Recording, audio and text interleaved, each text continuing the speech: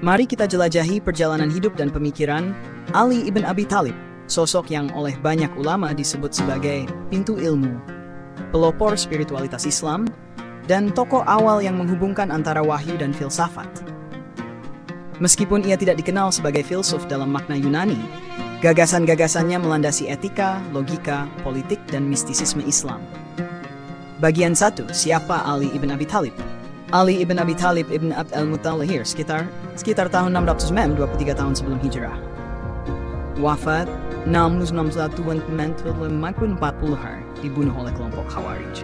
Ali adalah sepupu sekaligus menantu Rasulullah SAW dengan Fatimah al-Zahra, salah satu muslim pertama, Khalifah 4, 65-66 Rasidin.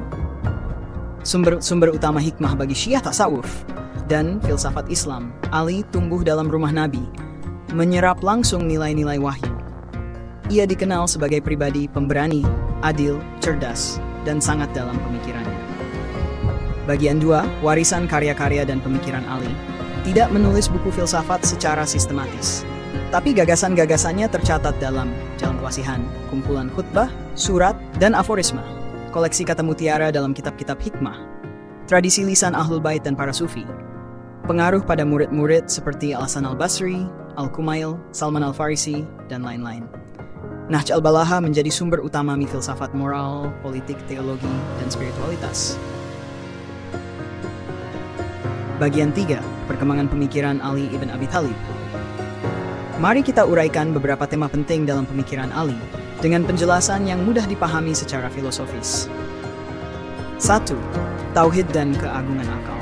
Ali menekankan bahwa Tuhan adalah realitas mutlak yang tak bisa dicapai oleh khayalan, tapi bisa didekati melalui akal yang bersih dan hati yang tunduk. Akhir dari pengetahuan adalah mengakui bahwa tidak ada jalan untuk benar-benar mengenal Tuhan dengan hakikatnya. Ini mengandung dua aspek penting. Tauhid transendental. Tuhan tidak bisa disamakan dengan makhluk apapun. Peran akal. Akal adalah anugerah tertinggi manusia, bukan untuk menandingi wahyu, tapi untuk menuntun kita memahami hikmah wahyu. Pandangan ini membentuk fondasi filsafat ketuhanan Islam, sebagaimana diteruskan oleh Ibn Sina, Mu'tazilah, dan Ibn Arabi. 2. Etika dan akhlak.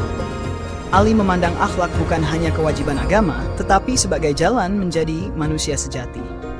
Nilai seseorang ditentukan oleh apa yang ia cari. Dalam Nahj al-Balagha, ia menjelaskan banyak prinsip etika seperti kejujuran lebih bernilai dari keberhasilan duniawi. Sabar adalah kendaraan untuk mencapai kebijaksanaan. Iri hati merusak jiwa. Kemarahan adalah kekalahan batin. Ini menjadi dasar filsafat moral Islam, yaitu bahwa etika bukan hanya aturan lahir tapi pembentukan batin menuju kesempurnaan. 3. Keadilan dan kepemimpinan. Sebagai khalifah, Ali menerapkan konsep adilan sebagai dasar utama pemerintahan. Ia menolak nepotisme, ketidakadilan sosial, dan pemusatan kekayaan.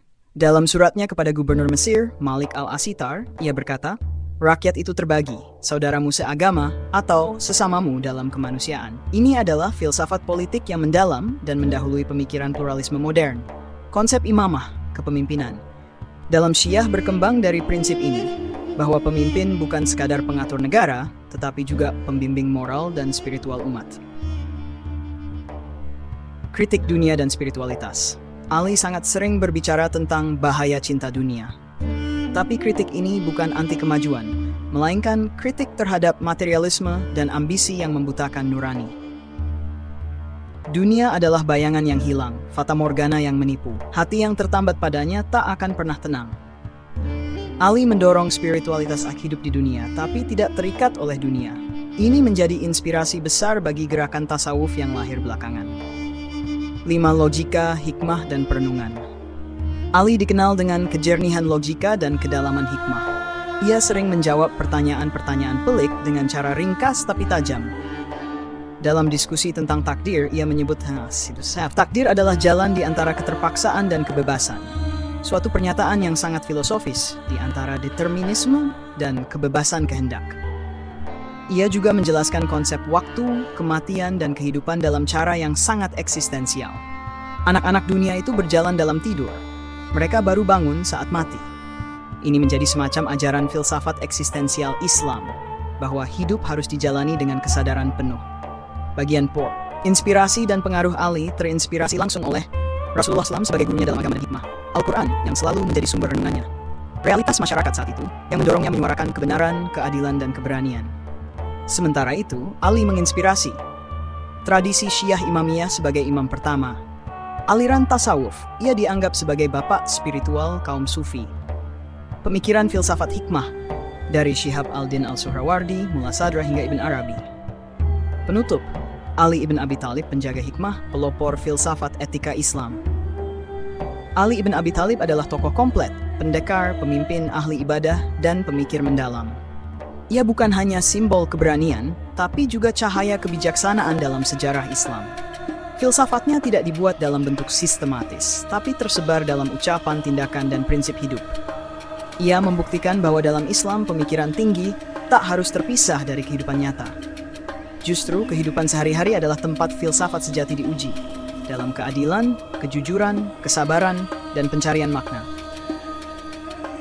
Ilmu yang tidak membentuk akhlak hanyalah beban.